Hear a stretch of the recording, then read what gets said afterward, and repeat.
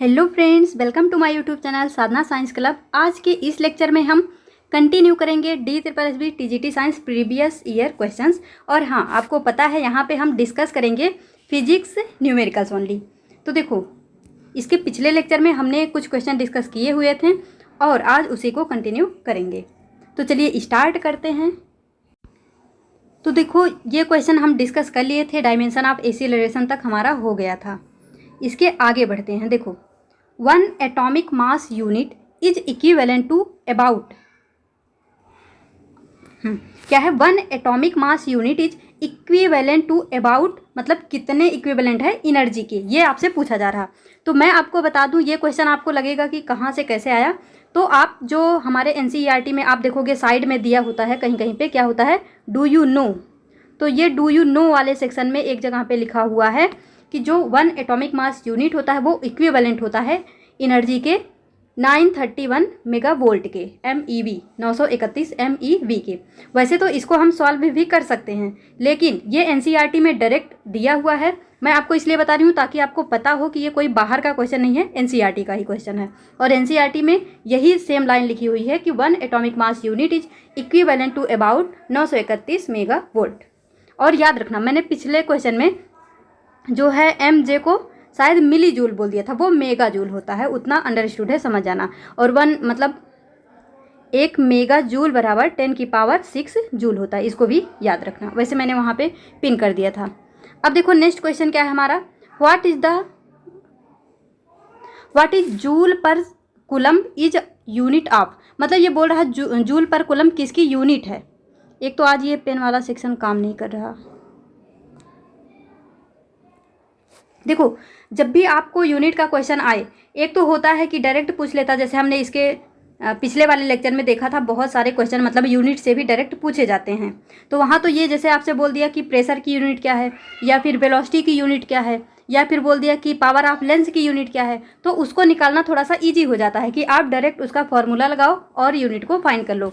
लेकिन अब यहाँ पे आपसे पूछ रहा है कि जूल पर कूलम किसका यूनिट है। अब आपको यहाँ पे चारों ही ऑप्शन देखने पड़ेंगे, तो आप इसको कैसे सॉल्व करोगे। देखो, ये ना जूल पर कूलम ऐसे दिया हुआ है, ये टाइपिंग में मतलब ऊपर नहीं जा पाता पावर में, तो इसको ऐसे समझना। अब देखो, रेजिस्टेंस की यूनिट हमने पढ़ी हुई थी। आप देखोगे जो मैंने 1 शॉर्ट मतलब 9th और 10th का कराया है फिजिक्स रिवीजन, उसमें ये यूनिट वगैरह मैंने आपको साथ के साथ ही बताया है। तो रेजिस्टेंस का क्या बताया था, ओम बताया था। और पोटेंशियल का अभी देखते हैं। चार्ज का क्या होता है, चार्ज का कूलम होता है। और करंट का क्या होता है, ये तो मतलब रेजिस्टेंस का ओम होता है, ये तो डायरेक्ट है।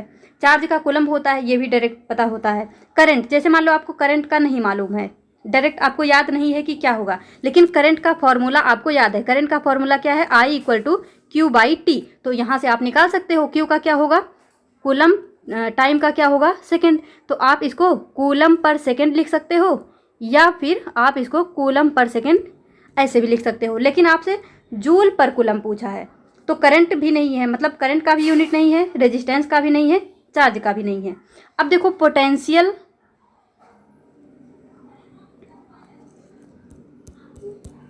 थोड़ा सा वेट करो, ये पेन वाला सेक्शन थोड़ा सा कम काम कर रहा है आज। ये जैसे पोटेंशियल है, तो इसके बेस पे हमने इसके पिछले लेक्चर में 2 क्वेश्चन किए हुए थे। एक में जैसे देखो, इसका फॉर्मूला मैंने आपको क्या बताया था, potential difference equal to work upon, potential difference equal to मैंने आपको क्या बताया था, वर्क अपॉन चार्ज। चाहे इसको स्मॉल क्यू या कैपिटल क्यू कुछ भी लिख सकते हो। तो देखो, एक क्वेश्चन तो ये था कि वहाँ पे आपसे डायरेक्ट पूछा था कि पोटेंशियल डिफरेंट क्या होगा, वहाँ पे वर्क और कूलम दिया हुआ था। और दूसरा क्वेश्चन ये पूछा था कि वर्क क्या होगा। तो वर्क निकालने के लिए हमने क्या किया था, वर्क इक्वल टू V/Q कर दिया था। लेकिन देखो, इसी मतलब फॉर्मूला तो वही लग रहा, लेकिन क्वेश्चन का वेरिएशन देखो किस तरह से चेंज कर रहा। यहाँ पे आपको ये याद है, फॉर्मूला याद है। अब इसको कैसे निकालोगे, वर्क का क्या होता है, जूल होता है, और Q यानी हमारा चार्ज हो गया, चार्ज का क्या होता है, कूलम होता है। तो क्या हो जाएगा, जूल पर कूलम। चाहे इसको ऐसे भी लिख के दे सकता है, या फिर ये जूल पर कूलम ऐसे भी दे सकता है।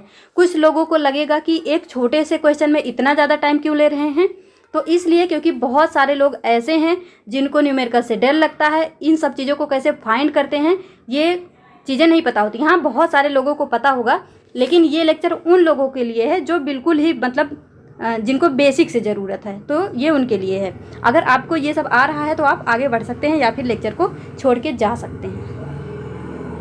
तो मतलब यहाँ पे अप्रोच सीखनी है कि कैसे हमको इसको कैलकुलेट करना है, और ये भी देखना है कि देखो इसी एक फॉर्मूला पे अलग अलग शिफ्ट में क्वेश्चन पूछा है, लेकिन उसमें अलग अलग वेरिएशन है। कहीं पे यूनिट पूछ लिया इसके बेस पे, तो कहीं पे वर्क पूछ लिया, क्या पता नेक्स्ट आपके जो शिफ्ट में आएगा वहाँ पे चार्ज पूछ लेगा, वहाँ पे पोटेंशियल डिफरेंस और वर्क दिया होगा। तो इस तरह से ये क्वेश्चन पूछा गया है। नेक्स्ट देखो क्या है, the force of attraction between two particle having masses m1 and m2 is given by. तो ये तो सिंपल है, डायरेक्ट फार्मूला पूछा है। ग्रेविटेशन में मैंने आपको बताया भी था, F इक्वल क्या होता है, F equal to G m1 into m2 upon चाहे आर स्क्वायर लिखो या फिर डी स्क्वायर, जैसा आपको दिया हो। यहाँ पे आर स्क्वायर है तो जी m1 m2 upon R square, ये आपका राइट आंसर हो जाएगा। तो इसमें कोई टाइम टेकिंग क्वेश्चन है ही नहीं, ये हो गया। बस आप यहाँ पे मुझे जी की वैल्यू बता देना कमेंट करके, जी की वैल्यू कितनी होती है, और जी का यूनिट भी निकालना, क्योंकि अगर जैसे क्वेश्चन थोड़ा अच्छा बनाएंगे तो जी की यूनिट भी पूछ सकते हैं। मैंने आपको बताया भी था कि कैसे निकालते हैं। तो इसको यहाँ पे लेके जाना, फोर्स की यूनिट रखना, ये डिस्टेंस की यूनिट रखना, मास की यूनिट रखना, तो जी की वैल्यू मतलब जी की यूनिट आ जाएगी। तो जी की वैल्यू और जी की यूनिट ये दोनों ही कमेंट में टाइप कर देना। नेक्स्ट देखो क्या है, 1 atmospheric pressure equal to what. तो यहाँ पे आपको बोल रहा है कि 1 मतलब कि 1 ATM को, और देखो ऑप्शन में क्या दिया है, आपको बिल्कुल भी कंफ्यूज नहीं किया, डायरेक्ट पूछा है। मतलब देखो पास्कल पास्कल पास्कल पास्कल, मतलब आपको डायरेक्ट याद हो, क्वेश्चन को टिक करो आगे बढ़ो। तो ये तो सबको मालूम होता है, 1 एटमॉस्फेरिक प्रेशर यानी 1 ATM इक्वल टू 1.01 इंटू 10 की पावर 5, ये तो सबको पता होता है। लेकिन मैं आपको और यहाँ पे कुछ एक्स्ट्रा पॉइंट बताती हूँ। तो क्या देखो, जो प्रेशर होता है ना, प्रेशर के बहुत सारे यूनिट होते हैं। एक तो आपका ये ATM हो गया यानी एटमॉस्फेरिक प्रेशर हो गया। सेकेंड, हम प्रेशर को mmHg में भी मापते हैं, और यहाँ पे प्रेशर को आप टॉर में भी लिखते हैं, प्रेशर को आप पास्कल में भी लिखते हैं। PA को मतलब पास्कल को PA से दिखाते हैं, टॉर को तो इसी तरह से लिखते हैं, mmHg को ऐसे, एटमॉस्फेरिक को ATM से। तो अब देखो इनके बीच में क्या रिलेशन होता है, तो ध्यान से देखना। 1 ATM इक्वल, यहाँ पे 1 एटमॉस्फेरिक प्रेशर इक्वल 760 mmHg होता है। 760 mmHg equal 760 torr equal 1.01 into 10 की पावर 5 पास्कल। तो अब देखो आपको 1 एटमॉस्फेरिक प्रेशर का किसी से भी रिलेशन पूछेगा तो आप इजीली इसको कैलकुलेट कर सकते हैं। आपको पास्कल में पूछा था तो ये आपने लगा दिया। मान लो बाय द वे आपसे ये टॉर में पूछ लेगा, तब क्या करोगे, तो ये भी आपको पता होना चाहिए। क्या पता यहाँ पे ATM पास्कल सब छोड़ दो, वो पूछ लेगा mmHg और टॉर में क्या रिलेशन होता है। इस तरह से भी क्वेश्चन बन सकता है। तो आप याद रखना 1 atmospheric equal to 760 mmHg, 760 torr, यानी हम कह सकते हैं mmHg और टॉर जो होते हैं वो इक्वल होते हैं। और फिर यहाँ पे 1.01 इंटू 10 की पावर 5 पास्कल। तो ये क्वेश्चन भी आपसे बन जाएगा।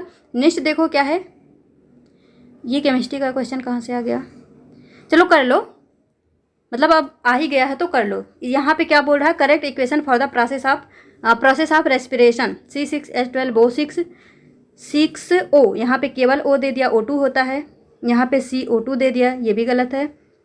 C6H12O6 6O2, फिर यहाँ पे 6CO2 6CO2, अब यहाँ पे देखो H2 दे दिया, ये भी गलत है। तो यहाँ पे आपका राइट आंसर हो जाएगा ऑप्शन नंबर बी।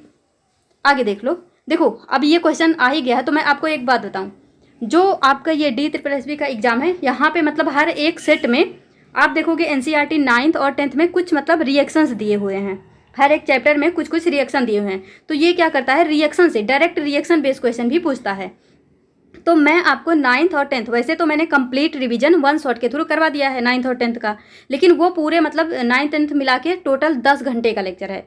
तो अगर आपको 10 घंटे नहीं मतलब केवल रिएक्शन अगर रिवाइज करने हैं तो उसके लिए हम एक अलग से वीडियो आपको 1 शॉट प्रोवाइड करेंगे, जिसमें केवल 9th 10th का क्या होगा, रिएक्शन बेस होगा। मतलब पूरी तरह से हम केवल रिएक्शन को रिवाइज करेंगे ताकि रिएक्शन बेस्ड क्वेश्चन जो आए वो भी इजीली हमसे बन जाए।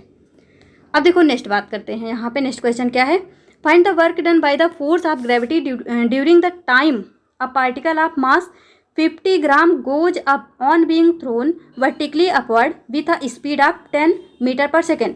अब ये वही क्वेश्चन है, बोल रहा वर्क डन बाय ग्रेविटी। तो ये मैंने आपको पिछले लेक्चर में इस बेस पे हमने 2 क्वेश्चन किया था। अभी मैं आपको बताती हूँ, सबसे पहले आप इसको सॉल्व करेंगे खुद से पॉज करके। तो आई होप इसको आपने ट्राई किया होगा। अब देखो ये क्वेश्चन क्या है, इसमें क्लिक हो जाओ भैया।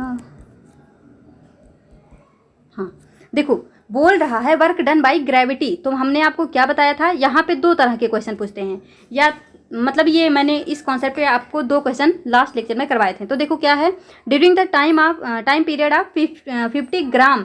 अब जैसे यहाँ पे ग्राम आया तो आप देखो आपके ऑप्शन में हर जगह जूल है। अगर जूल है तो इसको भी एसआई यूनिट में कन्वर्ट करेंगे, यानी हम इसको कन्वर्ट करेंगे किलोग्राम में। तो अब देखो सबसे पहले इसको कन्वर्ट कर लेते हैं। हमको क्या दिया है, मास इक्वल टू 50 ग्राम। आगे देख लो क्या है, थ्रोन वर्टिकली अपवर्ड। जब हम किसी भी ऑब्जेक्ट को या जो भी हमारे पास पार्टिकल है उसको ऊपर क्या करते हैं, थ्रो करते हैं, यानी ऊपर फेंकते हैं। ये हमारा ग्राउंड हो गया।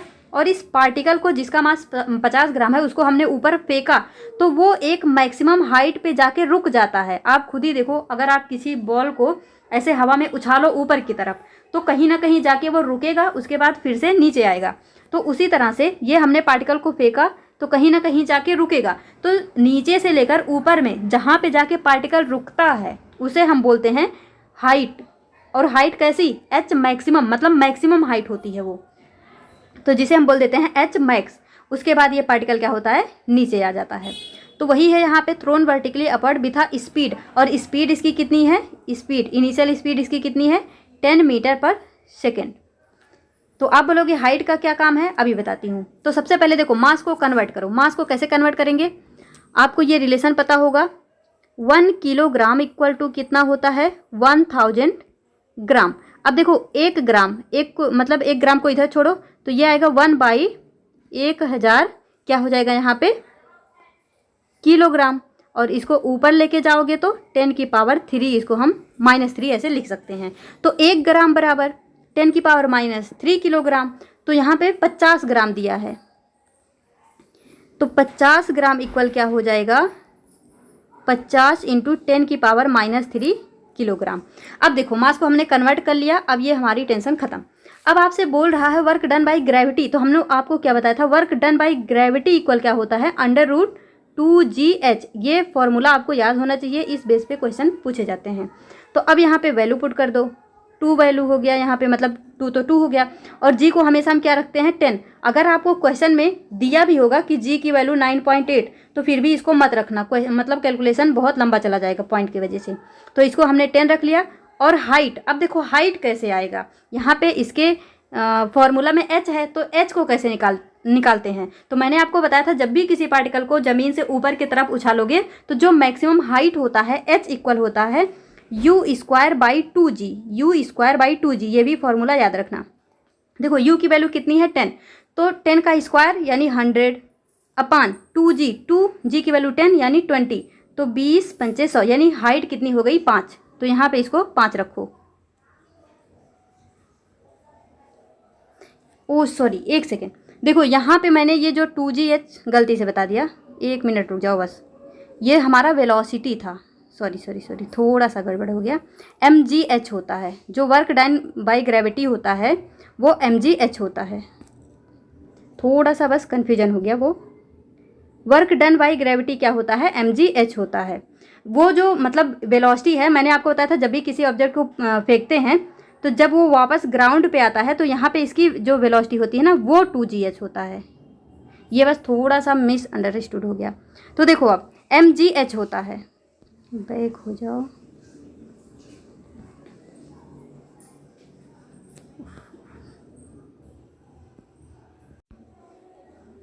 तो देखो ये क्या हो गया, work done by gravity equal to mgh होगा। और h अभी हमने निकाला, कितना आया था, 5 आया था। तो m की वैल्यू यहाँ पे कितनी आई है, 50 इंटू 10 की पावर -3, और g की हम वैल्यू रखेंगे 10, और हाइट जो आया है वो आया है 5। इसको ऐसे हटा दो।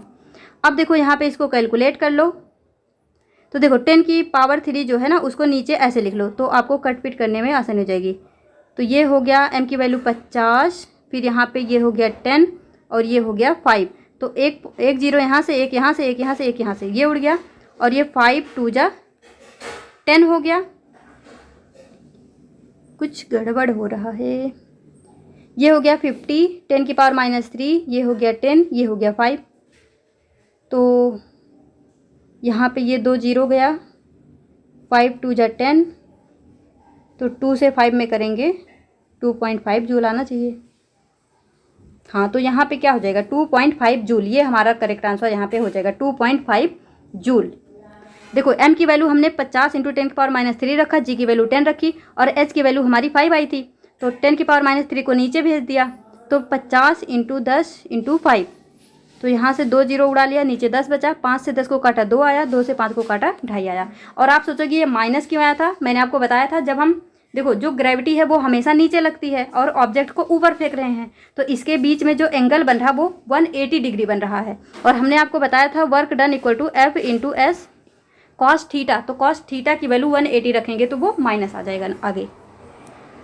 तो ये आपको क्लियर होगा, वो बस थोड़ा सा मतलब वेलोसिटी मैंने लिख दिया था यहाँ पे। तो आई होप ये आपको क्लियर होगा। इसके बेस पे हमने मतलब 2 क्वेश्चन ऑलरेडी किए भी थे, तो इसमें कोई टेंशन की बात नहीं है। नेक्स्ट देखो क्या है, on which of the following does the resistance of a wire not depend. ये जो रेजिस्टेंस होता है वायर का वो किस पे डिपेंड नहीं करता, ये आपसे पूछा गया है। तो देखो मैंने आपको ये भी बताया था, क्या बताया था, सबसे पहले फॉर्मूला याद मतलब ध्यान में लाओ रेजिस्टेंस का। रेजिस्टेंस का फॉर्मूला क्या होता, R इक्वल टू ρl/A, ये आपका फॉर्मूला है। और रो क्या होता है, ये रेजिस्टिविटी होती है। क्या होती है, रेजिस्टिविटी होती है, और ये हमेशा केवल मटेरियल के प्रॉपर्टी पे डिपेंड करती है और किसी पे डिपेंड नहीं करती। तो देखो जो R होता है, R इसके थिकनेस पे, मतलब देखो यहाँ पे ये लेंथ है, ये एरिया है, तो लेंथ पे डिपेंड करता है, बिल्कुल सही। बोल रहा है डज नॉट डिपेंड, किस पे डिपेंड नहीं करता, लेंथ पे डिपेंड करता है, बिल्कुल सही। एरिया मतलब विड्थ पे डिपेंड करता है, ये भी सही। और ये रेजिस्टिविटी, तो ये मतलब मटेरियल की प्रॉपर्टी, तो मटेरियल की प्रॉपर्टी कुछ भी हो सकती है, तो थिकनेस पे भी डिपेंड करेगा। लेकिन ह्यूमिडिटी, नमी पे ये बिल्कुल भी डिपेंड नहीं करता, ह्यूमिडिटी पे डिपेंड नहीं करता। तो ये क्वेश्चन भी आपको क्लियर होगा। मतलब देखो आपको फॉर्मूला याद है तो आपने यहाँ से देख लिया कि किस पे डिपेंड कर रहा है किस पे नहीं। और कभी कभी ये भी पूछता है कि ये एरिया के किस तरह से प्रोपोर्शनल है या फिर एल के कैसे है, मतलब लेंथ के। तो ये जो है लेंथ के डायरेक्टली प्रोपोर्शनल होता है और एरिया के इन्वर्सली प्रोपोर्शनल होता है, इसको भी याद रखेंगे। तो नेक्स्ट क्वेश्चन देखो क्या है, एसआई यूनिट ऑफ प्रेशर। तो अभी देखो हमने बहुत सारे यूनिट देखे, लेकिन यहाँ पे आपसे बोल रहा है एसआई यूनिट ऑफ प्रेशर क्या होता है। एसआई यूनिट ऑफ प्रेशर, तो जब भी आपसे ऐसे बोल रहा, अब देखो ये क्वेश्चन आपके लिए थोड़ा इजी हो जाएगा। कैसे, आपको प्रेशर का फॉर्मूला पता होना चाहिए। प्रेशर इक्वल क्या होता है,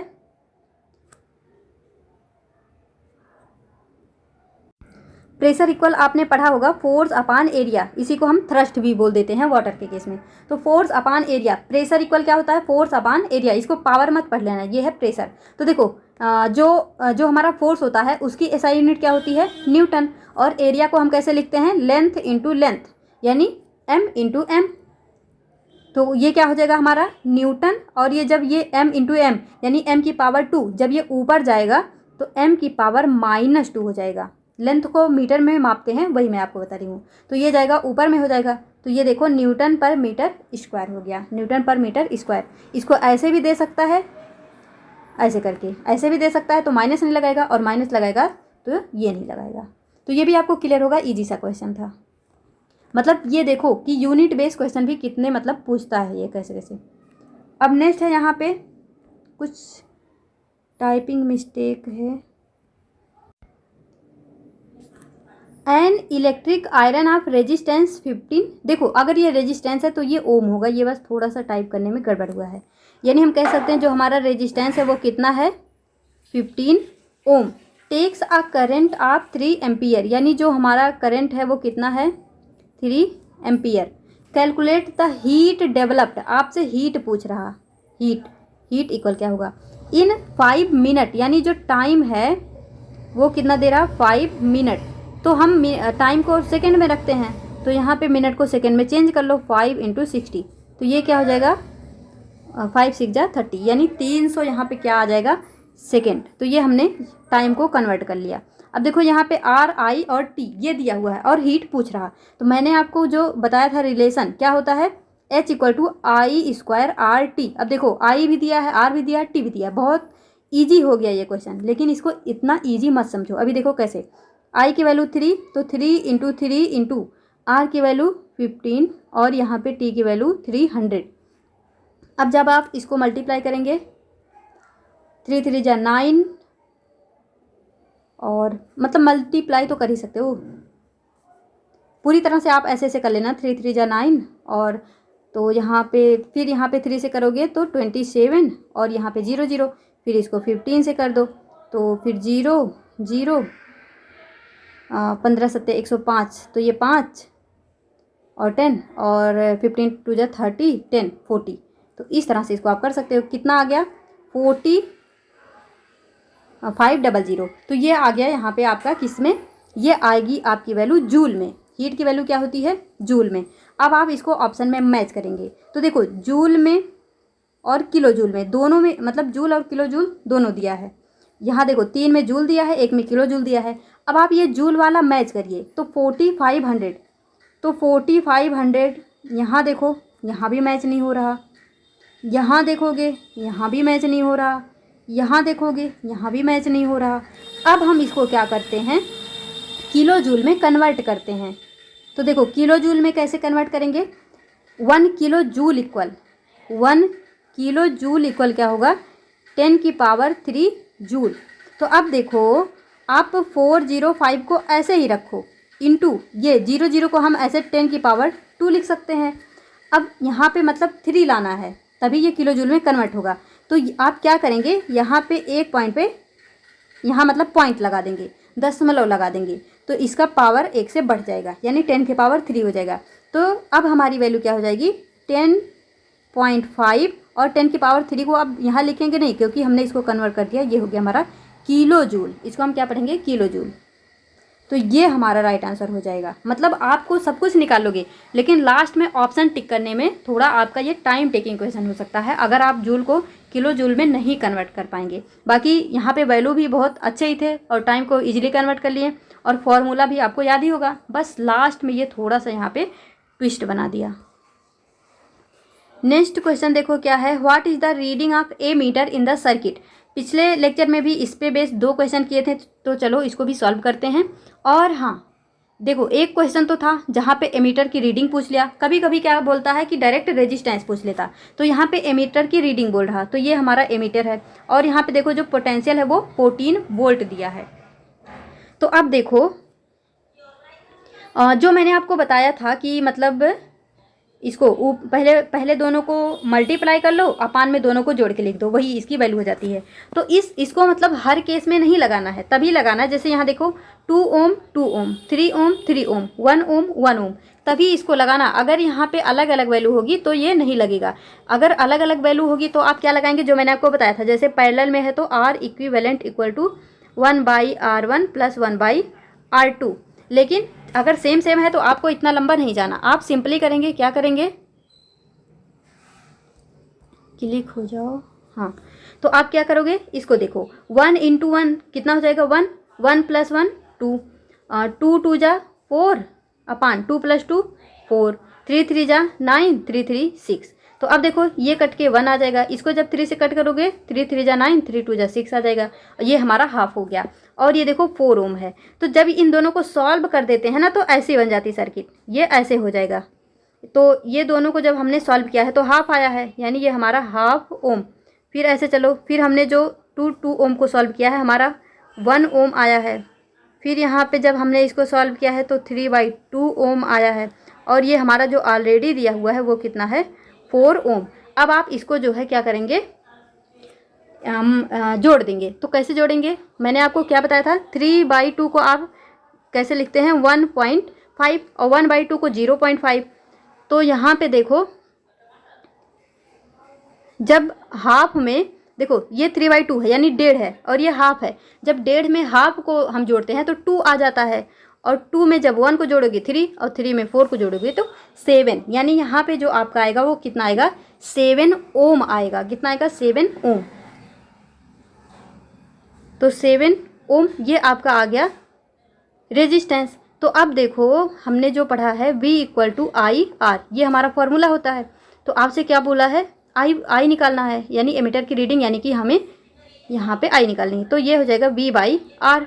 V की वैल्यू कितनी दी हुई है 14, और आर की वैल्यू कितनी आई है 7। इसको जब कट करोगे ये कितना आ जाएगा 2, और आई जो होता है हमारा करंट, इसका जो यूनिट होता है एम्पियर, तो कितना हो जाएगा 2 एम्पियर। राइट आंसर यहाँ पे हो जाएगा। ये क्वेश्चन तो अगर आ जाया मतलब आ गया बाई चांस तो इसको पक्का बना के आना, बहुत ही ईजी क्वेश्चन है।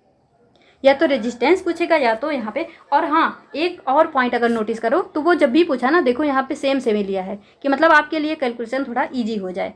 और अगर सेम नहीं भी लेगा तो आप कर लेना वैसे, मतलब डायरेक्ट फार्मूला लगा के। ये नेक्स्ट क्वेश्चन यहाँ पे क्या है, इसको थोड़ा सा साइड करते हैं ताकि स्पेस मिले। क्वेश्चन क्या है, an elevator weighing 400 kg is to be lifted up. अब देखो यहाँ पे बोल रहा है कि उसको उठाना है, लिफ्ट को क्या करना है, उठाना है at a constant velocity of 0.20 metre पर second. What would be the minimum horse power of motor to be used. यही सेम मतलब इसी तरह का एक क्वेश्चन हम इसके पिछले लेक्चर में भी किए थे। तो सबसे पहले क्या करोगे, इसको पॉज करो और खुद से सॉल्व करो और देखो कितना आता है, क्योंकि सेम टू सेम क्वेश्चन था, बस थोड़ा सा अलग था। तो अब देखो यहाँ पे क्या है, सबसे पहले हमने आपको क्या बताया था, जब भी ऐसा क्वेश्चन आए कि आपको बोल रहा है कि लिफ्ट अप करना है, मतलब उसे उठाना है, तो कोई भी चीज़ को उठाने के लिए हम क्या करते हैं, जो उसमें जो फोर्स लगता है, देखो किसी भी चीज़ को उठाओगे तो उसमें फोर्स लगेगा, तो वो फोर्स कितना लगता है किसी भी चीज़ को उठाने के लिए, उसके वेट के बराबर फोर्स लगता है, यानी F = mg लगता है। अगर किसी भी चीज़ को उठाना है तो F को, फोर्स को उसके वेट के इक्वल कर दो। वेट हमने क्या बताया था, जब मतलब मास ड्यू टू ग्रेविटी, एक तो होता हमारा मास तो बॉडी की प्रॉपर्टी होती है, लेकिन जो वेट होता है, वैसे आप केमिस्ट्री में देखोगे मास और वेट में कोई डिफरेंस नहीं है, लेकिन फिजिक्स के केस में मास अलग होता है, वेट अलग होता है। मास केवल m होता है और वेट हमारा m × g होता है। तो जब भी किसी भी चीज़ को उठाना है तो फोर्स होता है mg के इक्वल। और आपसे बोल रहा है हॉर्स पावर, यहाँ पे नॉर्मल पावर भी पूछ सकता है, हॉर्स पावर पूछ लिया।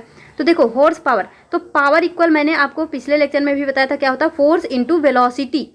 तो अब यहाँ पे जो फोर्स है लिफ्ट अप करने के लिए mg है, तो फोर्स इक्वल क्या रख दोगे mg और यहाँ पे v। अब यहाँ पे वैल्यू पुट करो, कितना रखोगे, 400 kg है तो ये हो गया 400। g की वैल्यू कुछ भी दे, देखो यहाँ पे 9.8 दिया है, लेकिन आपको नहीं लेना, आप 10 लो, यहाँ पे सीधे सीधे 10 ले लो। और फिर v क्या होगा, देखो अगर आप 9.8 नहीं लोगे ना, बस थोड़ा सा मतलब वो फ्लैक्चुएट करेगा, लेकिन वो आप इसके आसपास में निकालेंगे। देखो ये 0.5 है, ये 5 है, ये 1 है, ये 2 है, तो उतना आप समझ जाओगे क्या आएगा। तो देखो 400 × 10 और वेलोसिटी कितनी दी हुई है 0.20। तो यहाँ पे करोगे ऐसे पॉइंट को हटा लेना, नीचे 2 0 ऐसे बढ़ा लेना, तो अब ये 2 0 से इसको उड़ा देना।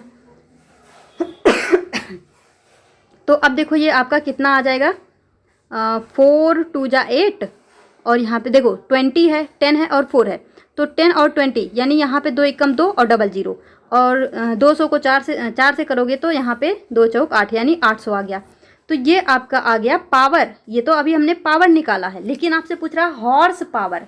क्या पूछ रहा, हॉर्स पावर। तो देखो 1 हॉर्स पावर इक्वल कितना होता है 746 वाट होता है, और पावर की जो यूनिट होती है वो वाट होती है। तो अब हमें हॉर्स पावर निकालना है, तो आप क्या रखोगे यहाँ पे 1 वाट इक्वल टू, यानी यहाँ पे 1 वाट इक्वल क्या हो जाएगा 1/746 क्या हो जाएगा वाट। तो अब यहाँ पे आप क्या करोगे, देखो यहाँ पे 800 वाट है, तो इसको क्या करोगे,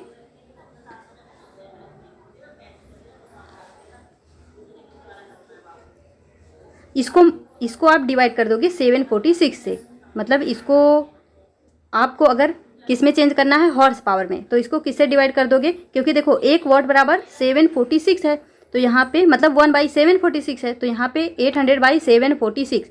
और जब आप इसको कट करेंगे तो देखो अब आप ना जब इसको कट करेंगे आप सोचेंगे इस वैल्यू को हम कैसे कट करें, तो कट करने के लिए हाँ आप ना इसको डायरेक्ट लेके जाओ, जैसे देखो ऐसे कर लेना 746 और यहाँ पे 800, तो आपको क्या करना है, कुछ भी नहीं करना। आप खुद ही सोचो, ये 800 है, ये 746 है, अगर 7 का दुगना करोगे तो 7 दूनी 14, वो कहीं ना कहीं 1400 के आसपास जाएगा, लेकिन ये तो 800 है तो एक ही बार जाएगा, और एक केवल एक ही ऑप्शन में है, तो बस ऐसे कर लेना। मतलब कट पीट करने में कोई दिक्कत ही नहीं है। 800 को 746 से करोगे एक ही बार जाएगा, और एक यहीं दिया है। मान लो अगर किसी और एक ऑप्शन में 1 ऐसे होता तो थोड़ी दिक्कत हो सकती थी, तो अगर आएगा भी तो आगे और डिवाइड कर लेना, लेकिन यहाँ पे कुछ नहीं करना, एक ही बार जाएगा, बस इतना ही करो। यहाँ ऐसे नहीं लिख के फिर उसमें जोड़ना घटाना कुछ नहीं करना है। बस ये देखो एक बार जाएगा और एक ही ऑप्शन में है, तो ऐसे इसको कर सकते हैं। आई होप ये क्वेश्चन आपको समझ में आया होगा।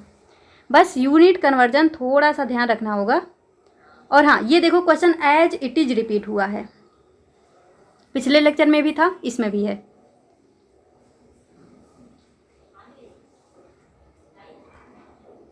क्या है, which of the following is या आर कंजर्वेटिव फोर्सेस। तो हमने आपको बताया था कंजर्वेटिव फोर्सेस वो होते हैं जो पाथ पे डिपेंड नहीं करते हैं, और वो कौन कौन से फोर्सेस हैं, force of gravity, coulomb force यानी जिसको हम इलेक्ट्रोस्टैटिक फोर्स कह सकते हैं, और फोर्स ऑफ स्प्रिंग।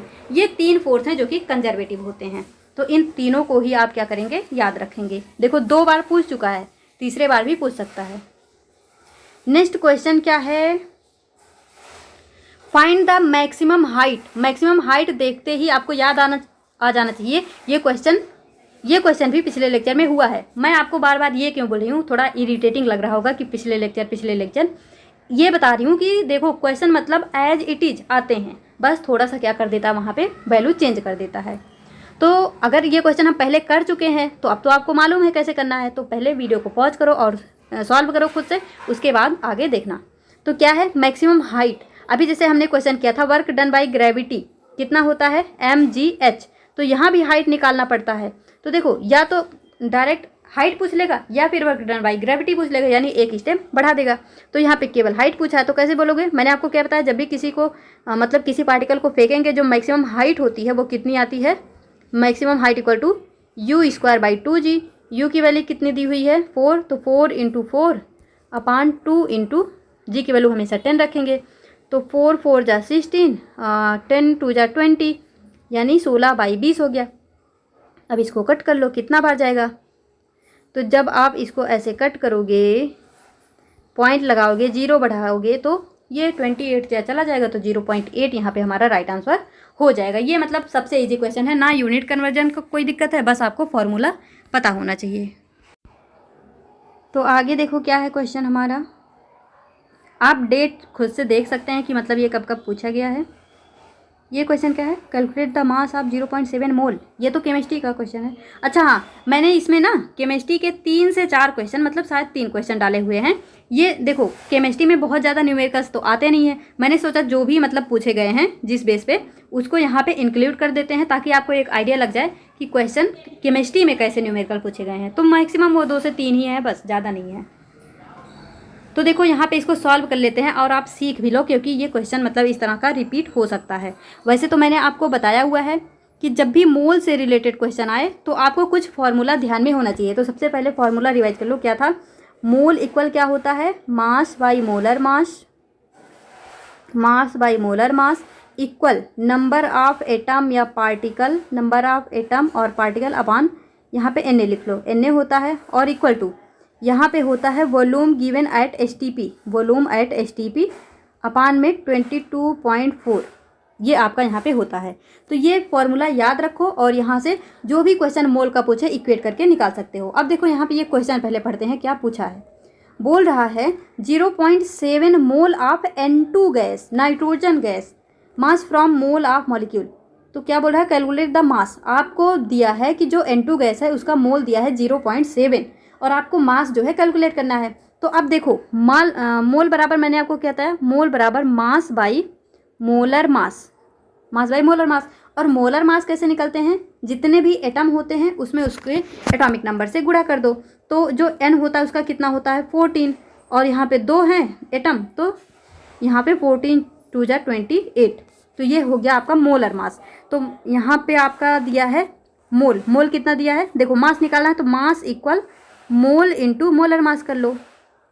मोल दिया है 0.5 और यहाँ पे मोलर मास आपका कितना आ गया 28, तो यहाँ से जब ऐसे इसको उड़ाओगे नीचे में एक जीरो बढ़ जाएगा, मतलब 10 हो जाएगा।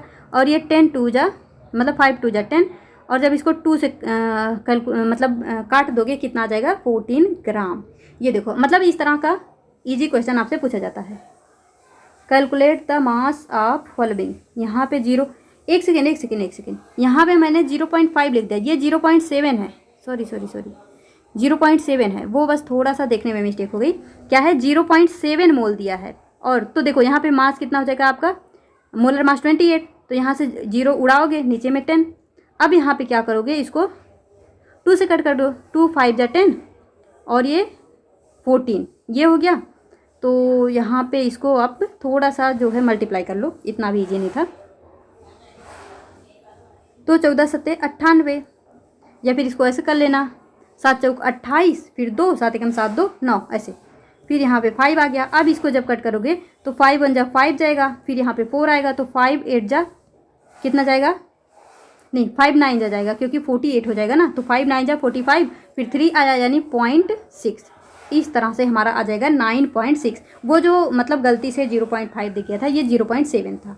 तो ये क्वेश्चन मतलब ईजी ही है, कुछ नहीं करना, बस फॉर्मूला लगाओ, वैल्यू पुट करो, ईजिली सॉल्व हो जाएंगे। तो 19.6 ग्राम ये हमारा राइट आंसर हो जाएगा। नेक्स्ट क्वेश्चन देखो क्या है, find the work done by force of gravity.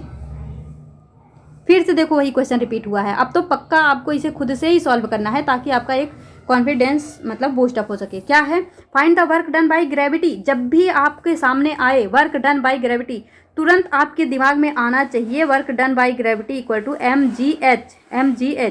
हमारी तरह कंफ्यूज मत हो जाना, वो v इक्वल टू √2g मतलब मत लगा देना। यहाँ पे ये होता है work done by gravity equal to mgh। और आपको पता होगा अगर mgh लिखेंगे तो वो पक्का हाइट नहीं दिया होगा, हाइट आपको निकालना होगा। तो देखो यहाँ पे स्पीड दिया है 10, तो हाइट कैसे निकालते हो, u स्क्वायर यानी स्पीड का स्क्वायर, तो 10 दहा में 100 अपान 2g, g की वैल्यू 10, 10 2 जा 20, ऐसे हो गया 20 पंचे 100 यानी हाइट 5 आ गई आपकी।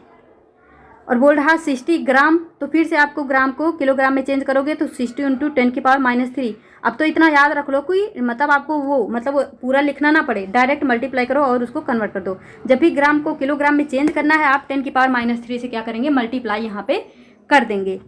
तो अब हाइट नहीं, देखो यहाँ पे जी भी है तो 10 और हाइट कितनी हो गई 5। तो हमने आपको क्या बताया, ऐसे इसको सॉल्व नहीं कर पाते हो तो इसको यहाँ से उड़ाओ, नीचे लेके आओ, ऐसे लिख लो।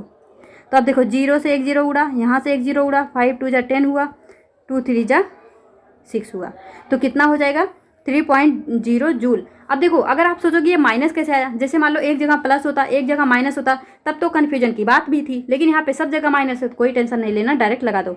हालांकि मैंने आपको बता दिया है ये माइनस क्यों आता है, क्योंकि हम फेंक रहे हैं ऊपर और ग्रेविटी लग रही नीचे, तो दोनों जो फोर्स हैं अलग अलग, दोनों के बीच में 180 डिग्री का क्या आ रहा है यहाँ पे एंगल आ रहा, तो इस वजह से वो माइनस हो जाता है। रिवीजन लेक्चर में भी बताया हुआ था मैंने। तो नेक्स्ट क्वेश्चन देखो, नेक्स्ट क्वेश्चन आपको एक और बात बताते हैं कि एक क्वेश्चन है, मतलब जो लेंस वाले क्वेश्चन होते हैं वो भी आते हैं, लेकिन वो 1/u - 1/v, इसकी वजह से वो टाइप नहीं हो पाया सही से। तो वो हम ना NCERT वाले न्यूमेरिकल से कर लेंगे ताकि आपका जो फंडा है वो क्लियर हो जाए। क्या है क्वेश्चन, क्या है, which of the following statement is incorrect. Incorrect, देखो फिर से वही क्वेश्चन आ गया, ये तो रेजिस्टेंस वाला। देखो the resistance of wire is constant for the given wire, the resistance of wire is directly proportional to length, the resistance of wire can never be negative, the resistance of wire is directly proportional to cross section area. अब मान लो आपको इसमें कुछ कुछ चीज़ें नहीं पता है, जैसे यहाँ पे ये बोल दिया कि resistance of wire is constant, आपको नहीं पता है, resistance of wire can never be negative नहीं पता है। जब भी ऐसा क्वेश्चन आए ना, चारों ऑप्शन पढ़ो, क्या पता, जैसे देखो रेजिस्टेंस के बारे में आपको इतना तो पता है कि resistance equal to resistivity length upon area. अब आपने पढ़ा resistance of wire is constant, ठीक है नहीं पता अभी इसको छोड़ दो। Resistance of wire is directly proportional to length, ये हमने अभी देखा तो ये बिल्कुल सही है। रेजिस्टेंस नेगेटिव नहीं हो सकता, ठीक है अभी देखेंगे, लास्ट पढ़ लो। Resistance of wire is directly proportional to cross section area बोल दिया, गलत है, हमने क्या देखा था, इनवर्सली प्रोपोर्शनल है, तो हमसे इनकरेक्ट पूछा, यही हमारा राइट आंसर हो जाएगा। ये दोनों नहीं भी पता था, कोई दिक्कत नहीं है। अब हम समझ लिए कि रेजिस्टेंस क्या होता है, कांस्टेंट होता है वायर का, रेजिस्टेंस कभी भी नेगेटिव नहीं हो सकता है, रेजिस्टेंस में लेंथ के डायरेक्टली प्रोपोर्शनल होता है, एरिया के इनवर्सली प्रोपोर्शनल होता है। तो देखो इसी बेस पे मतलब इसी फॉर्मूले से आपसे कितने सारे क्वेश्चन पूछा हुआ है। नेक्स्ट देखो क्या है, a ball is thrown vertically up with velocity, फिर से वही क्वेश्चन, लेकिन थोड़ा सा यहाँ पे ट्विस्ट है। मतलब ये एक बढ़िया क्वेश्चन हो गया। चलो देखो कुछ भी नहीं करना, बस फॉर्मूला आपको पता है उसको इक्वेट कर देंगे। देखो क्या है, ball is thrown vertically up with a velocity 20 metre पर second, at what height will its kinetic energy be half its original value. आपसे बोल रहा है कि हम इसको फेंक रहे हैं, तो जब भी हम किसी भी बॉल को वर्टिकली अपवर्ड फेंक रहे हैं तो किस हाइट पे इसकी काइनेटिक एनर्जी इसके हाफ हो जाएगी। तो हम इसको ऊपर फेंक रहे हैं, तो ये हमारा क्या हो जाएगा, mgh इक्वल क्या हो जाएगा, काइनेटिक एनर्जी। देखो काइनेटिक एनर्जी कितना होता है, हाफ mv²। लेकिन आपसे क्वेश्चन में बोल रहा है at what height will its kinetic energy be half its original value, जो इसकी ओरिजिनल वैल्यू है इसकी हाफ हो जाए, ये बोल रहा है, यानी काइनेटिक एनर्जी हाफ हो जाए। तो हाफ mv² तो आपका फॉर्मूला है यहाँ पे, और इसका एक बार हाफ कर दो। तो देखो जब भी आपसे इस तरह का क्वेश्चन आए कि किसी हाइट के थ्रू हमें काइनेटिक एनर्जी का रिलेशन वगैरह आए, तो आप mgh रखना, क्योंकि यहाँ पे आपसे मतलब क्या दिया है, स्पीड दिया है और हाइट पूछा है। तो जी की वैल्यू आपको पता होती है, हाइट पूछा गया है, और काइनेटिक एनर्जी में भी m होता है, यहाँ भी m होता है, तो दोनों कट जाएंगे। आप सोचोगे ये किस तरह से इक्वेट कर रही हूँ, हमको समझ नहीं आ रहा। तो देखो एक मतलब लॉ होता है जो मैंने आपको बताया था, जैसे कंजर्वेशन ऑफ मोमेंटम होता है, उसी तरह से फिजिक्स में बहुत सारे लॉ होते हैं। तो वहाँ पे क्या होते हैं, हम मतलब फोर्सेस को इक्वेट कर सकते हैं। तो ये वही है, मतलब आप 11th-12th में इसको पढ़ते हो, तो वहाँ से मैं आपको बता रही हूँ। तो mgh को आप इक्वेट कर दो यहाँ पे काइनेटिक एनर्जी से। तो अब देखो यहाँ से ये कट गया और यहाँ से ये कट गया, m और m दोनों क्या हो गया, उड़ गया। तो अब यहाँ पे क्या हो गया, g की वैल्यू 10 रखोगे, h की वैल्यू आपको फाइंड करनी है, इक्वल यहाँ पे हाफ इंटू हाफ, तो 1/4 हो जाएगा, इंटू v की वैल्यू आपको दी हुई है, कितनी दी है, 20 मीटर पर सेकेंड, तो 20 का स्क्वायर यानी ये 400 हो जाएगा। तो इसको कट करोगे ये 100 हो जाएगा, और यहाँ से 10 से जब इसको कट करोगे तो ये 10 हो जाएगा। तो ये आपका कितना आ गया, हाइट इक्वल टू 10 मीटर। वैसे तो इसको सॉल्व करने के और भी तरीके हो सकते हैं कि आप मतलब इनिशियल काइनेटिक एनर्जी फिर यहाँ पे फाइनल काइनेटिक एनर्जी फिर उसको mgh के इक्वल रखो, ऐसा भी कर सकते हो, लेकिन वो बहुत लंबा हो जाएगा। तो आपको जब भी इस तरह का क्वेश्चन आएगा कि हाइट और काइनेटिक एनर्जी से रिलेटेड, तो आप क्या करोगे, यही वाला कॉन्सेप्ट लगाना है, mgh को काइनेटिक एनर्जी के इक्वेट कर देना, मतलब दोनों को इक्वल रख देना। m से m उड़ ही जाएगा, और हाइट आपको पूछ रहा होगा या फिर दे भी सकता है, वेलोसिटी पूछ सकता है, तो g की वैल्यू ऑलरेडी पता ही होती है, तो आसानी से उसको कर सकते हो।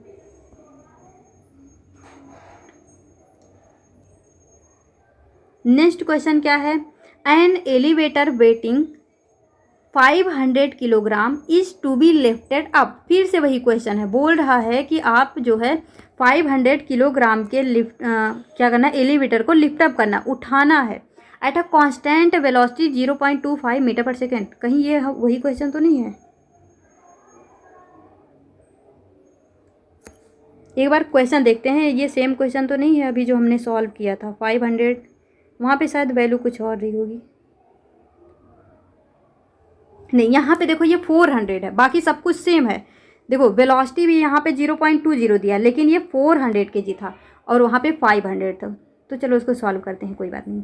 देखो same to same question repeat हुआ है ना, तो एक बार खुद से करो, उसके बाद इसका जो है सॉल्यूशन देखना।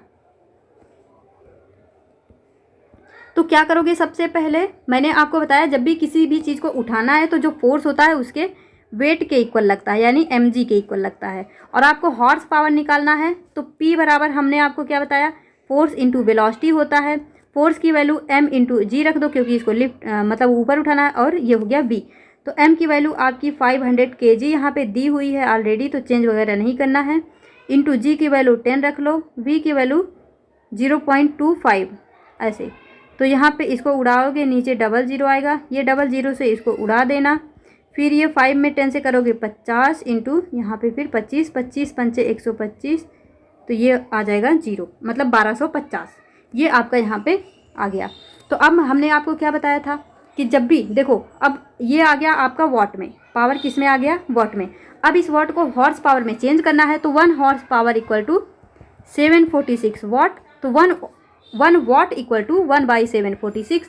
तो 1250 को 746 से क्या करोगे, डिवाइड कर दोगे। अब आप इसको कैसे करेंगे, देखो इस बार वही मैं बोली थी ना कि फंसा भी सकता है, तो यहाँ पे फंसाया हुआ है। अगर आप देखो ये कुछ 700 प्लस है, तो 700 का 2 गुना करोगे तो 1400 हो जाएगा, जाएगा तो एक ही बार। लेकिन देखो यहाँ पे एक फिर एक फिर एक, अब थोड़ा सा आपको फंसा दिया, तो आप कुछ नहीं करेंगे, आपको क्या करना है, ऐसे कर लो 746 ऐसे 1250, एक बार जाएगा, ऐसे करो।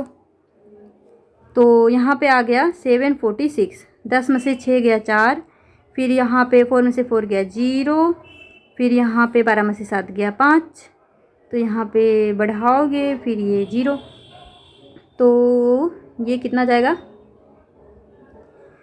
देखो ये पूरी तरह 0, मतलब 0 तो हो नहीं रहा, ये नहीं होगा, ये नहीं होगा। अब यहाँ पे या तो 6 होगा या तो 9 होगा। तो 6 से यहाँ पे देखो, 6 से इसमें जब मल्टीप्लाई करोगे 6 छक 36, 3 6 त्रिक 18, 3 21, 2 6 सत्ते 42, 2 44, मतलब ये 6 बार जाएगा। तो ये आपका 1.64 राइट आंसर यहाँ पे हो जाएगा, 1.64 हॉर्स पावर। तो ये क्वेश्चन भी आपको क्लियर होगा। इस तरह का क्वेश्चन देखो 3-4 क्वेश्चन इसी बेस पे पूछा, और सेम आपको जो है मास दिया हुआ है, वेलोसिटी दी हुई है, जी की वैल्यू 9.8 देगा, लेकिन आपको 10 ही लेना है। और वो हमेशा देखो पावर में नहीं पूछ रहा, अगर पावर में पूछेगा ना तो यहीं पे आपका काम हो जाएगा, इतना हमें ये झमेला नहीं करना पड़ेगा। लेकिन हार्स पावर में पूछेगा तो बस कुछ नहीं करना, जो भी वैल्यू आएगी उसी को 746 से डिवाइड कर देना बस। आगे देखो क्या है, which of the following statement is correct. तो पहला स्टेटमेंट क्या दे रहा है, पहला स्टेटमेंट क्या है, 40 watt 220 volt bulb has higher resistance than 1 kilowatt 220 volt electric heater. और सेकेंड स्टेटमेंट यहाँ से है, the maximum current that 100 watt और 220 volt lamp can withstand is 0.45 ampere, choose the correct code. यहाँ पे आपको मतलब बताना है क्या सही क्या गलत। सबसे पहले तो स्टेटमेंट पढ़ो, देखो ये बोल रहा कि दोनों में से क्या सही है। और पहला यहाँ पे ये बोल रहा है कि एक बल्ब है जिसका जो देखो वाट दे दिया ना, मतलब पावर, इसकी जो पावर है ऐसे हम लिख लेते हैं P1। P1 कितना है 40 वॉट, 220 वोल्ट, यानी आप समझ जाओगे ये वोल्ट मीटर मतलब पोटेंशियल डिफरेंस है। तो V1 इक्वल टू 220 वोल्ट, ये आपको दिया है। हैज हायर रेजिस्टेंस देन, अब यहाँ पे बोल रहा है मतलब P2 रख लो ऐसे 1 किलोवाट, कितना है 1 किलोवाट। तो इसको लगे हाथ वाट में कन्वर्ट कर लो, क्योंकि यहाँ पे वाट में दिया है। तो कितना हो जाएगा, चाहे 1000 ऐसे लिख लो, चाहे 10⁻³ लिख सकते हो। फिर यहाँ पे देखो V2 कितना दिया है 220 वोल्ट, ये दिया है। दोनों स्टेटमेंट बारी बारी से देख लेते हैं, यहाँ पे थोड़ा स्पेस कम है। तो ये आपका हो गया। तो अब देखो P1 की वैल्यू हो गई, V1 की वैल्यू हो गई, P2 की हो गई, V2 की हो गई। अब आपसे बोल रहा है कि मतलब जो ये है, मतलब एक बल्ब है हमारा जिसका P1 V1 दिया है, बोल रहा है कि ये इसकी हायर रेजिस्टेंस है दूसरे बल्ब से। क्या है, इसका हायर रेजिस्टेंस है इस वाले से। तो आपको क्या करना है, इसके बेस पे रेजिस्टेंस निकालना है, यानी R1 और R2 निकालनी है। तो देखो ये P1 V1 से R1 निकालेंगे, R1 तो हमने आपको क्या बताया, यहाँ पे क्या है पावर दिया है ना, पावर। तो रेजिस्टेंस कैसे निकलता है, हमने आपको बताया था P इक्वल, आप याद करेंगे जो हमने आपको बताया हुआ था फॉर्मूला क्या था, एक तो पावर इक्वल टू VI होता है, दूसरा फॉर्मूला पावर का हमने बताया था P इक्वल टू V²/R होता है, तीसरा फॉर्मूला होता है P इक्वल टू I²R होता है, P इक्वल टू I²R होता है। नॉइस को इग्नोर करना बिल्कुल भी मेरी तरह। क्या है, P equal to VI, P equal to V²/R, P equal to I²R। तो ये 3 फॉर्मूला होता है, तीनों में से कोई भी कभी भी अप्लाई करना पड़ सकता, मैंने आपको बताया भी था रिवीजन लेक्चर में। तो अब देखो यहाँ पे P और V का रिलेशन दिया है, मतलब हमें P1 दिया है, V1 दिया है, और क्या निकालना है, रेजिस्टेंस निकालना है।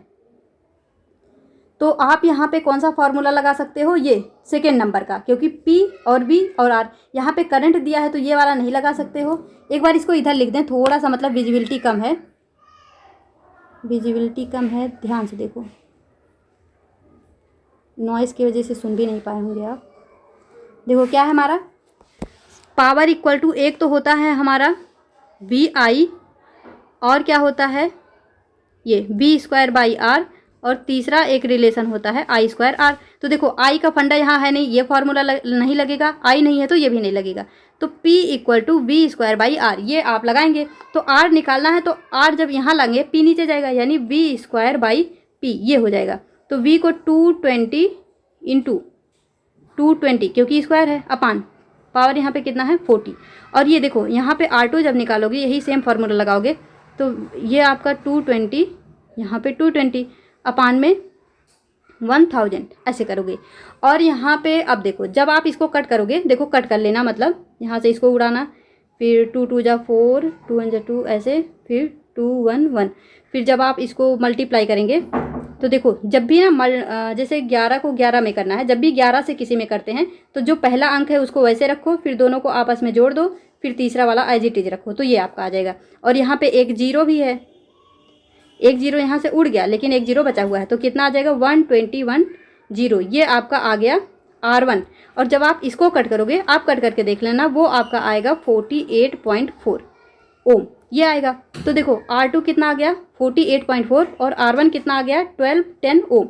तो अब क्या बोल रहा था कि जो 40 वॉट और 220 वोल्ट है उसकी हायर रेजिस्टेंस है, तो बिल्कुल सही है, क्योंकि इसका रेजिस्टेंस 1210 आ रहा है। अब इस क्वेश्चन को आप ऐसे भी सॉल्व कर सकते हैं कि देखो यहाँ पे वोल्टेज जो था वो सेम था, क्या था, देखो R1 की वैल्यू जो है ज़्यादा आई थी। इसको अब देखो, जैसे हमने क्या देखा, जो पावर होता है, पावर इक्वल टू V²/R। अब आप दोनों जगह नोटिस करोगे, यहाँ भी 220 वोल्ट है, यहाँ भी 220 वोल्ट है, यानी ये हमारा ये क्या हो गया, जो पोटेंशियल डिफरेंस है वो सेम हो गया। अब जो पावर बचा वो रेजिस्टेंस के क्या है, इन्वर्सली प्रोपोर्शनल है।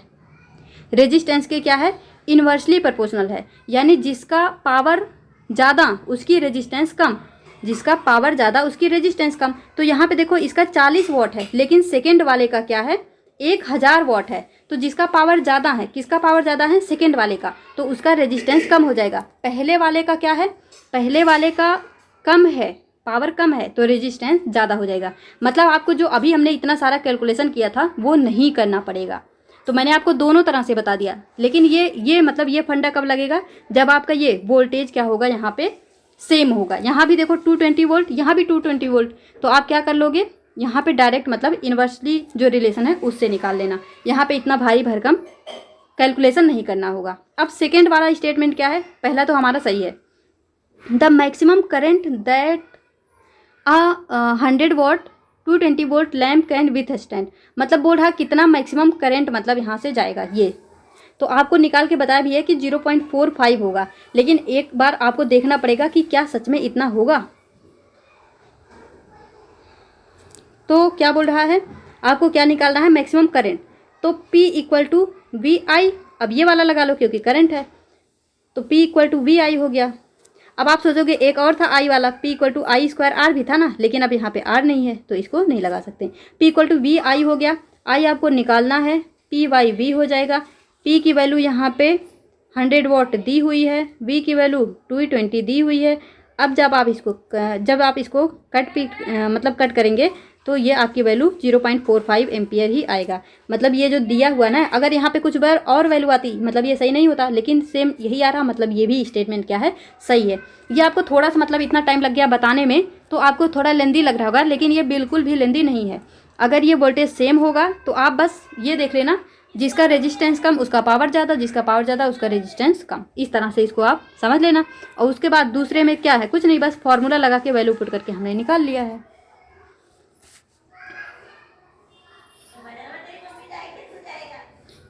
नेक्स्ट क्वेश्चन क्या है, देखो क्वेश्चन क्या है, which of the following is maximum acceleration of बस in which a box lying on its floor will remain stationary given that the coefficient of static friction between the box and bus floor is इतना। तो अब देखो, जब भी मतलब आपके सामने फ्रिक्शन फोर्स, स्टैटिक फ्रिक्शन, इस तरह का बात आता है, कोफिशिएंट, ये सारे टर्म आएंगे, तो आप कैसे करेंगे। आपसे बोला है ए मैक्सिमम, तो देखो जब फ्रिक्शन फोर्स की बात होगी, चाहे वो स्टैटिक हो चाहे जो भी हो, तो फ्रिक्शन फोर्स इक्वल होता है म्यू एन। एन क्या है, हमारा नॉर्मल है, और म्यू क्या होता है, म्यू होता है ये कोफिशिएंट, क्या होता है, कोफिशिएंट। तो ये हो गया म्यू, और एन, एन जो होता है उसको हमेशा हम mg पुट करते हैं। तो यहाँ पे म्यू की वैल्यू आपको दी हुई है, कितना है, दी हुई है या नहीं, क्या है, which of the following is maximum acceleration of bus in which a box lying on its floor will remain stationary given that the coefficient of static friction between the box and, अच्छा हाँ, तो ये जो है हमारा static friction की ही value है 0.14, और यहाँ पे जो नॉर्मल आपका दिया हुआ है वो दिया हुआ है, देखो n इक्वल टू हम mg रखेंगे, तो यहाँ पे m रखो और g रखो, और अब देखो जो फ्रिक्शन, देखो यहाँ पे जो फोर्स है फ्रिक्शन फोर्स, उसको हम रखेंगे ma, F बराबर ma, मैंने आपको बताया ना वही, तो ये m से m उड़ जाएगा, तो यही हमारा a मैक्सिमम इक्वल कितना आएगा, a max equal to 0.14 into 10। तो आप इसको जब कैलकुलेट करेंगे 1.4 यहाँ पे आपका आंसर आ जाएगा। नेक्स्ट देखो क्या है, A batsman hits back a ball straight in the direction of bowler without changing its initial speed of 10 meter per second if the mass of ball is इतना, determine the impulse imparted to the ball होगा, boss नहीं होगा, ball होगा। तो चलो इसको भी करते हैं, हमको फॉर्मूला पता ही है, उसको कैसे अप्लाई करना है ये सीखते हैं। यहाँ पे सबसे पहले लिख लो क्या क्या दिया हुआ है। अब batsman hits back a ball straight in direction of bowler without changing its initial speed. Initial speed u है हमारा 10 मीटर पर second.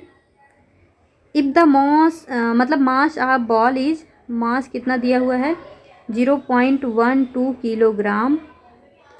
Determine the impulse imparted, impulse को हम देखो, इम्पल्स बराबर क्या होता है, इम्पल्स को आई से दिखाते हैं, impulse equal to force into del t, मतलब कितना टाइम लगा, कितना फोर्स लगा, कितने टाइम तक लगा, ये होता है हमारा इम्पल्स। तो ये आपको दो इन्फॉर्मेशन दिया है, एक तो मास दिया हुआ है, एक इनिशियल स्पीड दिया हुआ है, और बोल रहा है assume linear motion of ball. ठीक है, तो अब देखो जब ये बैट्समैन बॉल को किक किया है, मतलब इनिशियल स्पीड 10 मीटर पर सेकेंड है, तो वो बॉल कहीं तक जाएगी, मतलब कहीं ना कहीं जाके रुकेगी, वो बॉल कहीं ना कहीं जाके रुकेगी। तो जब रुकेगी तो इसका फाइनल स्पीड क्या हो जाएगा, जीरो, क्या हो जाएगा, जीरो। और देखो जो F होता है, F को हम क्या लिखते हैं, अब यहाँ पे मास दिया है ना, तो F तो दिया नहीं है, तो सबसे पहले मास को लिख लो m इंटू ए, और डेल टी, टी भी आपको नहीं दिया है, दिया हुआ है। A batsman hits back a ball straight in the direction bowler without changing its initial mass of इतना, determine the impulse imparted to the ball. यहाँ पे टाइम तो दिया नहीं है यार, क्वेश्चन इनकम्प्लीट तो नहीं है।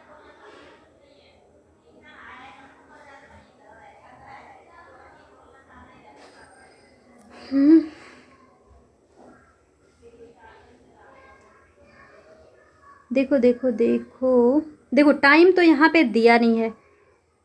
हाँ हाँ हाँ, देखो जब भी यहाँ पे ना अगर टाइम नहीं दिया है तो आप क्या करोगे, जैसे देखो ये वेलोसिटी लिखी है ना, बोला है 10 मीटर पर सेकेंड, वेलोसिटी कितना है 10 मीटर पर सेकेंड, तो पर सेकेंड है, मतलब इस जाने में 1 सेकेंड अगर लगा तो बोल रहा है, तो जाने में जितना टाइम लगेगा उतना ही टाइम आने में लगेगा, जितना टाइम जाने में उतना टाइम आने में, यानी 1 + 1 2 हो जाएगा। यहाँ पे हम जो इसका टाइमिंग लेंगे वो आने का और जाने का 1 + 1 = 2 हो जाएगा।